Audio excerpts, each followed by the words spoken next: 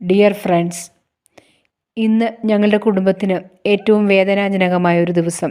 കാരണം ഞങ്ങളുടെ ഏവരുടെയും പ്രിയപ്പെട്ട അങ്കിൾ റവറൻ ഫാദർ ജോസഫ് ഓവേലിൽ അച്ഛൻ തൻ്റെ 92ാമത്തെ വയസ്സിൽ ഈ ലോകത്തിൽ നിന്ന് വിട പറഞ്ഞിരിക്കുകയാണ്.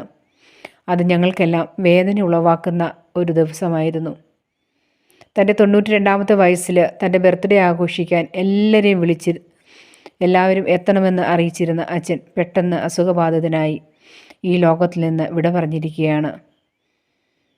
സ്നേഹത്തിൻ്റെയും എളിമയുടെയും സേവനത്തിൻ്റെയും കുടുംബ ബന്ധങ്ങളെ ഊട്ടിയുറപ്പിക്കുന്നതിനും മുൻകൈയെടുത്ത ഞങ്ങളുടെ പ്രിയപ്പെട്ട അങ്കിളിന് മുന്നിൽ, ആ സ്നേഹത്തിന് മുന്നിൽ ഞങ്ങൾ എപ്പോഴും തല കുനിക്കുകയും ഞങ്ങളുടെ ഓർമ്മകൾ എന്നും നിലനിൽക്കുകയും എന്നും സ്നേഹത്തോടെ ഓർക്കുകയും വണങ്ങുകയും ചെയ്യുന്നു ഞങ്ങൾ.